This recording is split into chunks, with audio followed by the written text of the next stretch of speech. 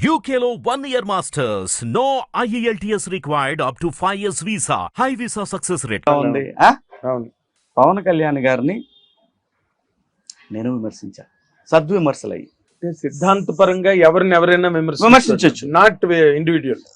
At the same time నేను ఎప్పుడు ఒకటే మాట, నువ్వు ఆంజనేయుడు అంటాడు, నీకు తెలియట్లేదు నీ శక్తి అనే మాట నా విమర్శ. మంచి మాటే కదా, నేర్చుకో కాదు, పరిపాలన నేర్చుకోవాలి, తొందరపడకూడదు మీరు ముఖ్యమంత్రి అవడానికి అనే మాట కూడా అన్నా. అవును, ఎస్, తప్పేం అనలేదుగా, నేను తప్పేం మాట్లాడలేదుగా. నువ్వు హోదా రానప్పుడు హోదా గురించి మాట్లాడవేంటి అని అడిగా, తప్పు కాదుగా. ఇప్పుడు మాట్లాడుతున్నారు చాలా మంది ప్రత్యేక హోదా గురించి అని. అరే సన్నాసుల్లారా, 5 సంవత్సరాల నుంచి ఏమైపోయారు మీరంతా? ఎస్, ఈ మాట మీరు పెద్దవాళ్ళు అనకూడదు. నేను పరిపాలన ఇప్పుడే మొదలు పెట్టాడు, సమయం ఇవ్వాలి. ఎవరికైనా సమయం ఇవ్వకుండా మీరు చూసుకోవాలండి. మీరు అరే ఆయన చంద్రబాబు నాయుడు గారు బతుకే ప్రజలు, అభివృద్ధి, భవిష్యత్తు. ఆయన బతికిందంతా దాని మీద. ముఖ్యమంత్రి అయిన మొదటి రోజు నుంచి, అవును, ఆ రోజున ముఖ్యమంత్రి అయిన దగ్గర నుంచి ఇప్పుడు ఆయన పోయే వరకు ఆలోచన కూడా మొత్తం భవిష్యత్తు గురించే ఉంటది. కానీ ఇప్పుడు వీళ్ళు వచ్చి అండ్ మీరు చూసుకోవాలండి, మీరు ప్రత్యేక హోదా గురించి మాట్లాడే మంచి అవకాశం అండి అని చెప్పి కొంతమంది మాట్లాడుతూ ఉంటే 5 ఏళ్ల నుంచి ఎక్కడ పోయారు మీరంతా? ఇప్పుడు అసలు ఆ ఉద్యమాన్ని మొదలుపెట్టిందే నేను. ప్రజలందరికీ తెలిసిన విషయం ఇది. ఇంకా చాలా మంది మాట్లాడుతూ ఉంటారు, మేము మొదలు ఆయన ఎక్కడున్నాడు, మేము ఎక్కడ. నాకు అనవసరం, మీతోటి వాదనకు కాదు నేను ఇక్కడ ఉంది. నేను మాట్లాడేది ఒకటే, నేను ప్రత్యేక హోదా అనే అంశం చాలా క్లిష్టమైన పరిస్థితిలో ఉంది కాబట్టి దాని గురించి ఇప్పుడు ఎవ్వరూ ఆంధ్రప్రదేశ్లో ప్రజలు ఆలోచించట్లా. చంద్రబాబు నాయుడు గారికి తెలుసు, పవన్ కళ్యాణ్ గారికి తెలుసు ఏం చేయాలనేది. వాళ్ళు ఏం చేస్తారో ప్రజలు చూస్తున్నారు.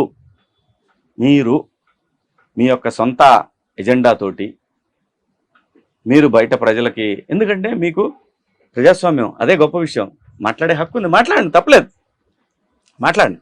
ఆ మాటలు 5 సంవత్సరాలు లేవు. ఆ విలువని గుర్తించండి. నేను అనేది ప్రజాస్వామ్యం, ఆ ప్రజాస్వామ్యానికి ప్రభుత్వ అధినేత ఇచ్చే విలువ మీరు మాట్లాడటం. మాట్లాడండి, తప్పులేదు, మీకు మాట్లాడే హక్కు ఉంది. కానీ ప్రజలు ఏం గమనిస్తున్నారు? మాకు కావాల్సింది జగన్మోహన్ రెడ్డి వద్దు, మేము స్వేచ్ఛగా బతకాలి, మేము స్వేచ్ఛగా మాట్లాడాలి అనే ఉద్దేశంతో చంద్రబాబు నాయుడు గారికి, పవన్ కళ్యాణ్ గారికి, కూటమికి అవకాశం ఇచ్చారు.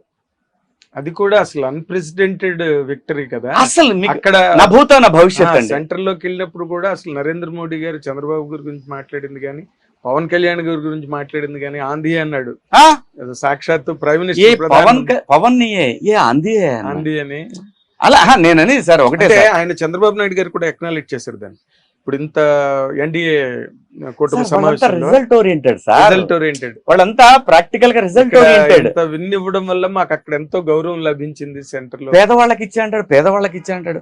పేదవాళ్ళు ఆంధ్రప్రదేశ్ లో బిలో పావర్టీ లైన్ ఎంతమంది ఉంటే వాళ్లే పేదవాళ్ళు. అర్థమైందా? బీపీఎల్ కింద ఉన్నవాడు పేదవాడు, వాడికి ఇవ్వు. నువ్వేం చేశావు? నీకు సపోర్ట్ చేస్తారని చెప్పి కొన్ని వేల మంది 30% ఓటింగ్ ప్రజలకు ఇచ్చేసి పడేసావు ఇష్టం వచ్చినట్టు. అది ఎప్పటికీ వర్కౌట్ అవుతుంది సార్. అది మనకి ఇక్కడ తెలంగాణలో ప్రూవ్ అయింది. పథకాలతోటి ప్రభుత్వాలు ఏర్పడతాయి అనుకుంటే మీ భ్రమ. పథకాలతోటి ప్రభుత్వాలు ఏర్పడవండి. ప్రజలకి భవిష్యత్తును ఎవడైతే చూపిస్తాడో వాడి కోసం ఓటేస్తారండి.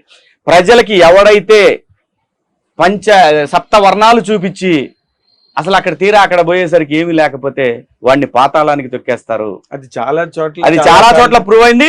తెలుగు రాష్ట్రాల్లో కూడా ప్రూవ్ అయింది. నువ్వు ఊరికే పథకాలు ఇచ్చాను, పథకాలు నేను చెప్తున్నా సార్, పథకాల్లో ఎంత డొల్ల ఉందో భవిష్యత్తులో మీకే తెలుస్తుంది.